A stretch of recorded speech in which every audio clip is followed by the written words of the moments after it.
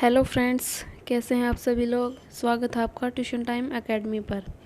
पिछली वीडियो में हमने 6th क्लास का 8th चैप्टर उसके जो है हाफ थ्योरी हमने पढ़ ली थी, मतलब आधा लेसन कर लिया था। आज की वीडियो में हम इसे कंप्लीट कर लेंगे। तो चलिए स्टार्ट करते हैं। Activity 4, take a deep breath and hold it for a little while. एक लंबी सांस लीजिए और इसको एक थोड़े से समय के लिए रोकिए। Feel your chest bones and the backbone by gently pressing the middle of the chest and back at the same time। ये कह रहा है कि लंबी सांस लेनी है और उसको रोक के रखना है और फिर आपको फील करना है जो आपकी छाती की जो अस्थियाँ होती हैं, जो हड्डियाँ होती हैं और जो आपकी पीठ की हड्डियाँ होती हैं, उनको हाथ से प्रेस करके, मतलब जो छाती का जो आपका बिल्कुल मिडिल पार्ट होता है वहाँ पे, और जो आपका पीठ का बैक, मतलब बैक बोल रहे हैं पीठ को, जो उसका पीछे का मिडिल पॉइंट है जहाँ पे, वहाँ पर आपने हाथ करके वहाँ पे अस्थियों को फील करना है एक ही समय पर। Count as many ribs bones of the chest. ये बोन्स जो चेस्ट की जो हड्डियाँ होती हैं, हमारी छाती की जो हड्डियाँ होती हैं, उनको रिब्स बोला जाता है। तो आपको काउंट करनी है ये एज पॉसिबल, जितनी आप काउंट कर सकते हैं उतनी आपको काउंट करनी है। Observe figure 8.10 carefully. जो 8.10 है इसको ध्यान से देखना है। ये देखिए, ये हमारी चेस्ट की रिब गेज, मतलब ये अस्थि जो पसली या जिन्हें बोलते हैं वो हैं। Carefully and compare with what you feel of the chest bone. और कंपेयर करना है कि आप जो हमारी छाती की हड्डियाँ हैं उनको मतलब कैसा फील कर रहे हैं। We see that the ribs are curiously bent. मतलब ये जो हमारे छाती की जो हड्डियाँ होती हैं ये मुड़ी हुई होती हैं। They join the chest bone and the back bone together to form a box.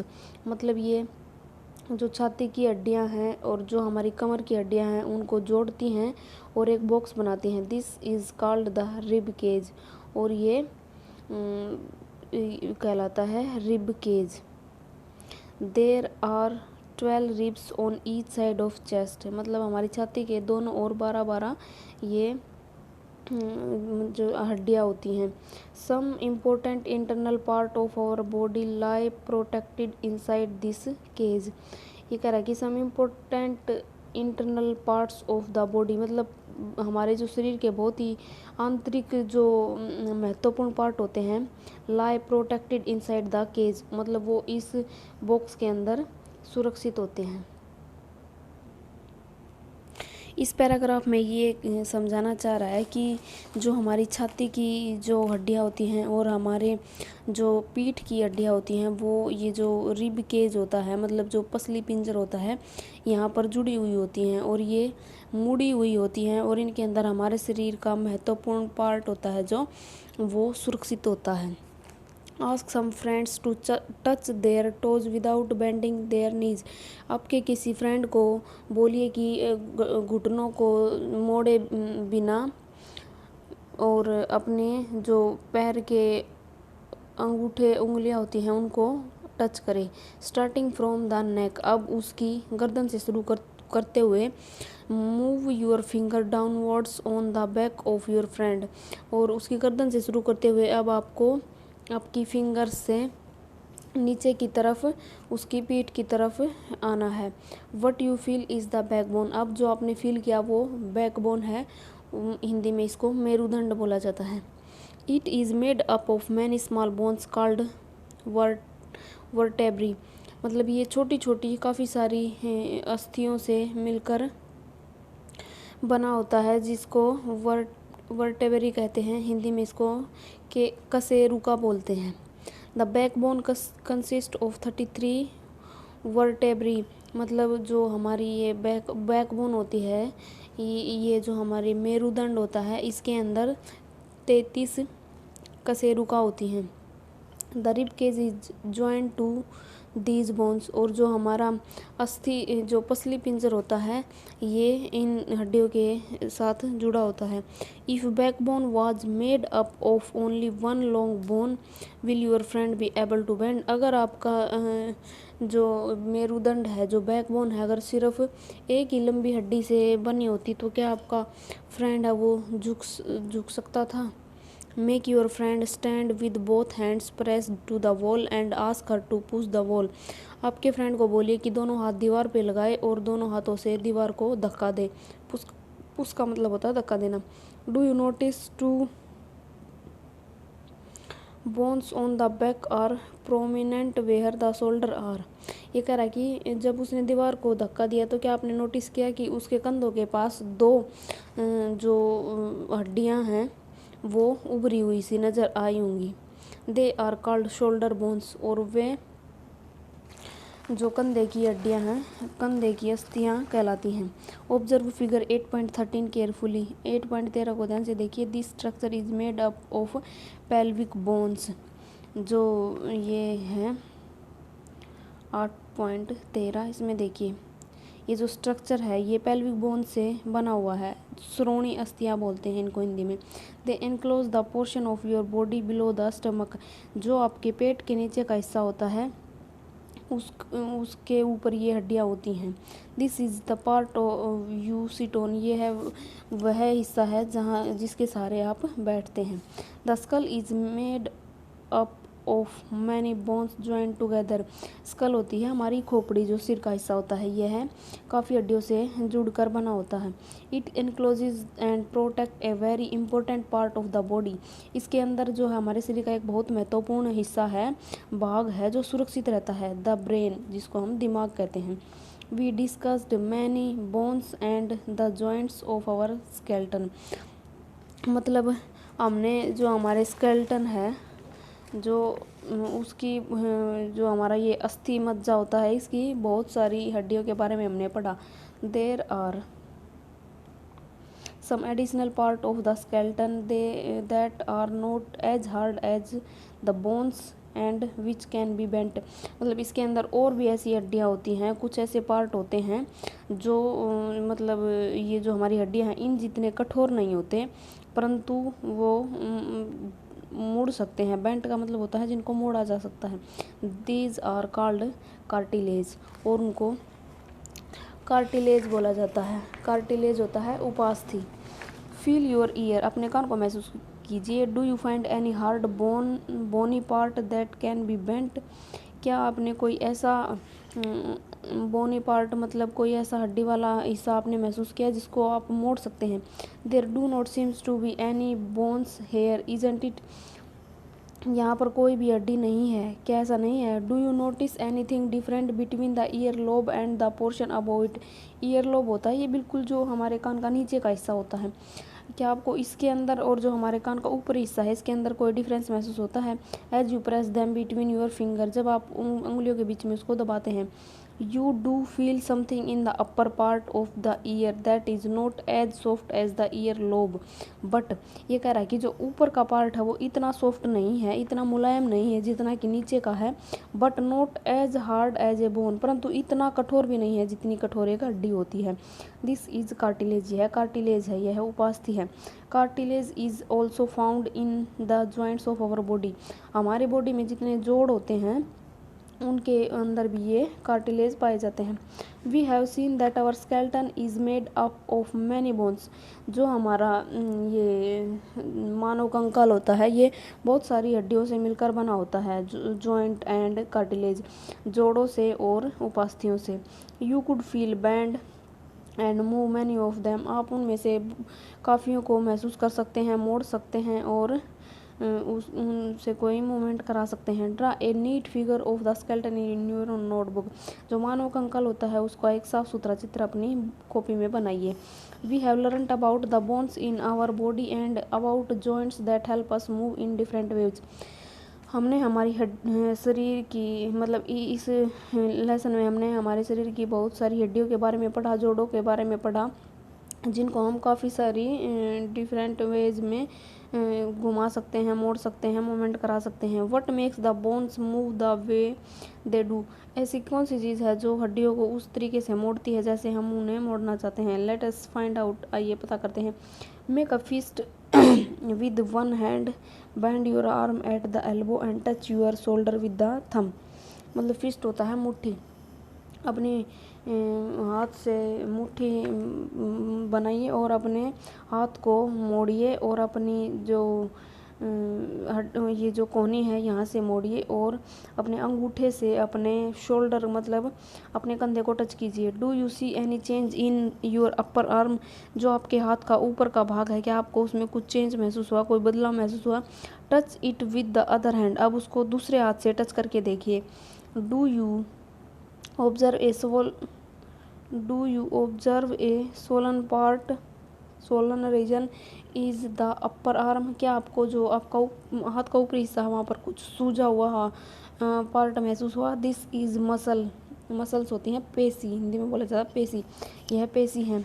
The muscle bulged due to contraction, मतलब ये उभरती है, बल्ड का मतलब होता है उभरना, जो हमारे पेशियों में संकुचन पैदा होता है। कॉन्ट्रैक्शन का मतलब होता है संकुचन, खिंचाव महसूस होता है तो वह उभरा हुआ हिस्सा ऊपर आता है। It become smaller in length, मतलब इसकी जो लंबाई है वो कम हो जाती है। Now bring your arm back to its normal position, अब अपने हाथ को अपनी पहले की तरह नॉर्मल पोजिशन में ले आइए। What happen to the muscle, जो पेशी है उसके साथ क्या हुआ। इज इट स्टिल कॉन्ट्रैक्टेड, क्या अब यह संकुचित है।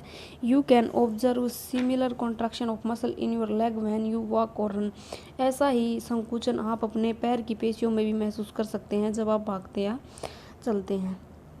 When contracted the muscle become shorter, stiffer and thicker, जब संकुचन होता है पेशियों में तो पेशियाँ छोटी हो जाती हैं, कठोर हो जाती हैं, मोटी हो जाती हैं। It pulls the bone, और यह हड्डियों को खींचती हैं। मसल्स वर्क इन पेयर, जो पेशियाँ होती हैं वो जोड़ों में काम करती हैं। When one of them contracts, जब उनमें से एक संकुचित होती है, the bone is pulled in the direction, तो हड्डी को उसी डायरेक्शन में खींचा जाता है। The other muscle of the pair relax, जो दूसरा जोड़ा है उसका पेशी का उस टाइम पर वह रिलैक्स हो जाता है। To move the bone in the opposite direction, जब हड्डी को दूसरी डायरेक्शन में मूव कराना होता है, the relaxed muscle contracts to pull the bone toward its original position, तो जो आराम कर रही, जो रिलैक्स्ड हो रखी थी जो पेशी, अब वो उसको खींचती है और उसको उसी पोजीशन में, मतलब हड्डी को उसी पोजीशन में ले आती है वापस। व्हील द फर्स्ट रिलैक्स, अब वो जो पहले काम कर रही थी वो पेशी रिलैक्स करती है। ए मसल कैन ओनली पुल, एक जो पेशी होती है वो केवल खींच सकती है। इट कैन नॉट पुश, यह धक्का नहीं दे सकती हड्डी को। Thus two muscle have to work together to move a bone, तो इसलिए दो पेशियों को साथ मिलकर काम करना पड़ता है जब उनको एक हड्डी से मूव कराना होता है।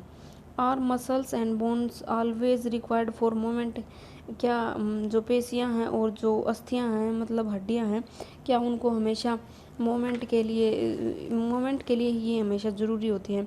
How do other animal move, और दूसरे जानवर हैं जो वो कैसे चलते हैं। Do all animal have bones, क्या सभी जानवरों के अंदर अस्थियाँ होती हैं। व्हाट अबाउट एन अर्थवर्म और ए, अर्थवर्म होता है केचुआ और ए स्नेल होता है घोंघा। तो ये कह रहा है कि जो केचुआ है, जो घोंघा है, वो कैसे चलते हैं।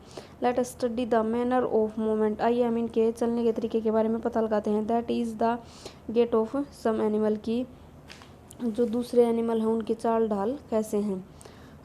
अर्थवर्म मतलब केचुआ। Observe an earthworm moving on soil in a garden, एक केचुए को किसी मैदान में चलते हुए ऑब्जर्व करिए। Gently lift it and place it on a piece of blotting और फिल्टर पेपर, अब इसको किसी शोखन या किसी फिल्टर पेपर के ऊपर उठाकर रखिए। ऑब्जर्व इट्स मोमेंट, अब उसकी जो हलचल है उसको ऑब्जर्व कीजिए। Then place it on a smooth glass plate on any slippery surface, अब उसको किसी कांच की प्लेट या किसी चिकने सरफेस के ऊपर रख दीजिए। ऑब्जर्व इट्स मोमेंट, और उसकी जो हलचल है, जो उसके चाल ढाल है, अब उसको फिर से ऑब्जर्व कीजिए। It is different from that on paper, अब यह उससे डिफरेंट होगी। जब वह पेपर पर चल रहा था तो अलग तरीके से, और अब थोड़ा अलग होगा। In which of the about two surface do you find that earthworm is able to move easily. इन दोनों में से एक तो जो फिल्टर पेपर था वो, और एक ये अब जो हमने चिकना कोई सरफेस है उसके ऊपर रखा है, इन दोनों में से किसके ऊपर यह आसानी से चलने में एबल है। The body of an earthworm is made up of many rings, rings होते हैं छल्ले। जो केंचुए का शरीर होता है वो बहुत से छल्लों से मिलकर बना होता है। जॉइंट एंड टू एंड, जो एक जिसका एक एंड दूसरे एंड टू एंड जुड़े होते हैं। An earthworm does not have bones, जो केंचुआ होता है उसके अंदर कोई भी अस्थि नहीं होती। It has muscle which help to extend and shorten the body, इसके अंदर पेशियाँ होती हैं जो इसकी जो शरीर है उसके अंदर फैलाव और मतलब उसको बड़ा और छोटा करने के लिए मददगार है।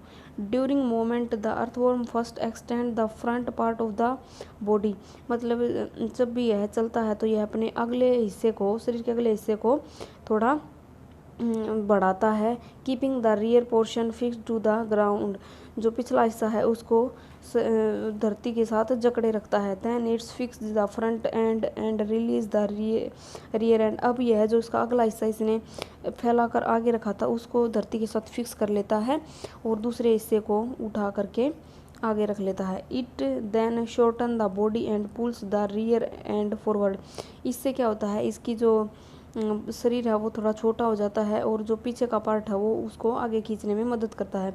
This makes it move forward bye A small distance, और यह इसको एक थोड़ी सी दूरी तय करने के लिए आगे धकेलता है। Repeating such muscle expansion and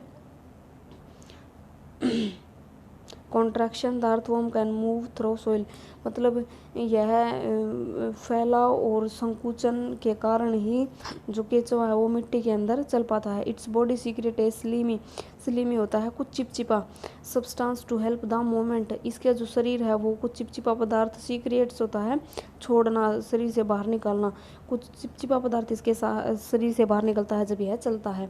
how does it fix part of its body to the ground, यह ज़मीन के साथ अपने जो इसके शरीर के पार्ट हैं उनको फिक्स करता है, कैसे जकड़ता है। Under its body it has a large number of tiny bristles, bristles होते हैं छोटे छोटे बालों जैसा कुछ इसके शरीर पर होता है इसकी शरीर के निचले हिस्से में। The bristles are connected with muscle, और जो ये ब्रिस्टल्स होते हैं ये इसकी पेशियों के साथ जुड़े होते हैं। The bristles help to get a good grip on the ground, जो ब्रिस्टल होते हैं इनको हिंदी में सूक बोला जाता है। ये जो है सूक जो होते हैं ये ज़मीन के साथ इसका जो जकड़ाव है उसको अच्छे से बनाने में मदद करते हैं। The earthworm actually Yeats it's way through the soil, जब ये केंचुआ चलता है तो इसके रास्ते में जो मिट्टी आती है उसको यह खाता है। Its body then throws away the undigested part of the material that it eats, तो जो इसकी शरीर है जो इसके अंदर अपचित भोजन जाता है जो ये मिट्टी खाता है उसको इसका शरीर बाहर निकालता है। This activity of an earthworm makes the soil more useful for plant, और केंचुए की यह जो एक्टिविटी होती है जिससे यह चिपचिपा पदार्थ बाहर निकलता है यह पौधों के लिए बहुत ही महत्वपूर्ण होता है। स्नेल, स्नेल होता है घोंघा। Observe a snail in your garden और इन फील्ड, अपने किसी मैदान में या खेत में कहीं आप घोंघे को ऑब्जर्व कीजिए। Have you seen the rounded structure it carries on it's back, आपने देखा है ऐसा एक गोल सा ढांचा जो इसके शरीर के ऊपर, इसकी पीठ के ऊपर होता है। दिस इज कॉल्ड शेल, यह शेल कहलाता है, हिंदी में इसको कवच बोला जाता है। And it is the outer skeleton of the snail, और यह जो घोंघा होता है उसका बाहरी ढांचा होता है। But is not made of bone, परंतु यह हड्डियों से मिलकर नहीं बनता। The shell is a single unit and does not help in moving from place to place, जो ये इसका ये जो सेल होता है ये एक यूनिट होता है, मतलब ये सिंगल होता है बट यह एक जगह से दूसरी जगह पर जाने के लिए मदद नहीं करता। It has to be dragged along, यह खींचता सा अकेला चलता है। Place the snail on a glass plate and watch it, मतलब एक कांच की प्लेट के ऊपर इसको रखिए। व्हेन इट स्टार्ट मूविंग, जब यह चलना शुरू कर दे, carefully lift the glass plate along with the snail over your head. तो जो ग्लास की प्लेट है उसको ध्यानपूर्वक अपने सिर से ऊपर की तरफ ले जाइए। Observe its moment from beneath, और जो नीचे का इसका पार्ट है वहाँ से इसकी जो चलने का तरीका है उसको ऑब्जर्व कीजिए। A thick structure and the head of the snail में come out of an opening in the shell, मतलब जब यह चलेगा तो इसका जो सेल वाला पार्ट है उसका मुंह खुलेगा और उसके अंदर से एक हेड जैसा स्ट्रक्चर, मतलब एक सिर बाहर निकलेगा। The thick structure is it's foot, और जो है मोटा सा स्ट्रक्चर निकलेगा यह इसके पैर होंगे। मेड ऑफ स्ट्रॉन्ग मसल्स, जो मजबूत पेशियों से मिलकर बनते हैं। Now carefully tilt the glass plate, अब उसको ध्यान से ग्लास प्लेट को टेढ़ा कर दीजिए। The wavy motion of the foot can be seen, मतलब ये एक जो लहरदार, मतलब जब इसको आप टेढ़ा करेंगे और वह नीचे गिरेगा तो एक लहरदार मोशन आपको देखने को मिलेगी। Is the moment of a snail slow और fast as compare to an earthworm. अब आपको यह देखना है कि जो घोंघा है वो उसकी और जो केचुआ है उसकी, मतलब उनके चलने के तरीके को आपको कंपेयर करना है, कौन सा स्लो चलता है कौन सा फास्ट चलता है। अब पढ़ते हैं कॉकरोच के बारे में। कॉकरोच को हिंदी में बोलते हैं तिलचट्टा। ऑब्जर्व ए कॉकरोच, एक कॉकरोच को ध्यान से देखिए। Cockroach walk and climb as well as fly in the air. Cockroach है वो चल सकता है, वो दीवार पर चढ़ सकता है और वह उड़ सकता है हवा में। They have 3 pair of legs, इनके 3 जोड़ा पैर होते हैं। दीज हेल्प इन वॉकिंग, और यह इनको चलने में मदद करते हैं। The body is covered with a hard outer skeleton, जो इसका शरीर है वो एक मजबूत ढांचे का बना होता है। This outer skeleton is made of number of plate join together and the permit movement, मतलब जो इसका ये बाहरी ढांचा है ये कई सारी जो प्लेट्स होती हैं उनसे मिलकर बनता है और यह इसको चलने में मदद करता है। There are 2 pair of wing attach to the body behind head, इसके सिर के पीछे 2 जोड़ी पंख होते हैं जो इसको उड़ने में मदद करते हैं। The cockroach have distinct muscles those near the legs move the legs for walking, इसके पैरों के पास ये पेशियाँ होती हैं जो इसको चलने में मदद करती हैं। The body muscles move the wings when the cockroach flies, और जो इसके शरीर की पेशियाँ हैं वो मूव करती हैं और जो भी है उड़ता है इसको उड़ने में मदद करती हैं। बर्ड्स के बारे में पढ़ते हैं। Birds fly in the air and walk on the ground, जो पक्षी होते हैं वो हवा में उड़ते हैं और मैदान पर चलते हैं। Some birds like ducks and swan also swim in water, कुछ पक्षी जैसे बतख और हंस ये पानी में भी तैर सकते हैं। The birds can fly because their body are well suited for flying, मतलब ये पक्षी जो हैं वो उड़ सकते हैं क्योंकि इनकी जो शरीर होता है वो इस तरह का होता है जो इनको उड़ने में आसानी होती है। Their bones are hollow and light, जो इनके हड्डियाँ होती हैं वो खोखली और हल्की होती हैं। The bones of the hind limbs are typical for walking and perching, जो मतलब इनकी जो पीछे की जो हड्डियाँ होती हैं वो चलने के लिए और ऊंची सतह पर बैठने के लिए इनको मदद करती हैं। The bony part of fore limb are modified as wing, जो आगे की हड्डियाँ होती हैं उनका ढांचा थोड़ा ऐसा बना होता है जो इनके पंख बने होते हैं उस टाइप का। The shoulder bone are strong, जो इनके कंधे की हड्डियाँ होती हैं वो मजबूत होती हैं। The breast bone are modified to hold muscles of flight which are use to move the wings up and down, जो इनकी छाती की हड्डियाँ होती हैं वो इस प्रकार की होती हैं कि जब ये उड़ते हैं तो वो मतलब उड़ने में इनको मदद करती हैं और इनके जो विंग्स होते हैं पंखों को जब ये ऊपर नीचे करते हैं उनमें मदद करती हैं। फिश मछली के बारे में पढ़ते हैं। मेक ए पेपर बोट, आपको एक कागज़ की नाव बनानी है। Put it in water and push it with 1 narrow and Poynting forward, मतलब कह रहा है कि ये इसको पानी में रखिए और इसका जो एक पतली नोक है उसको पीछे से आगे धकेलिए। Did it go into the water easily, क्या यह पानी के अंदर आराम से जा रही है। Now hold the boat sideways and push it into the water, अब दोनों ओर से नाव को पकड़िए और बीच में से इसको पानी की तरफ धकेलिए। फ्रॉम द ब्रॉड साइड, जो चौड़ी साइड है। Are you able to make the boat move in water, क्या आप जो ये नाव है इसको पानी में चलाने में आसानी महसूस कर रहे हैं। When you push it from this side, जब आपको इस तरीके से आप इसको धकेलने की कोशिश कर रहे हैं। Have you notice that the shape of A boat is somewhat like a fish, क्या आपने नोट किया है कि जो नाव की जो आकृति होती है वो एक मछली के जैसी होती है। The head and tail of the fish are smaller than the middle portion of the body, जो मछली का जो आगे का सिर का और पीछे का पूंछ वाला हिस्सा होता है वह जो इसके बीच वाला जो मोटा हिस्सा होता है उससे पतला होता है। The body tapers at both ends, मतलब दोनों तरफ से जो इसके एंड पॉइंट होते हैं वहाँ से बॉडी थोड़ी पतली होती है। This body shape is called streamline, यह जो है स्ट्रीमलाइन होती है, इसकी मतलब जो लहरों के साथ साथ ये इनके लहरदार सा शरीर होता है इनका। The shape is such that water can flow around it easily and allow the fish to move in water. The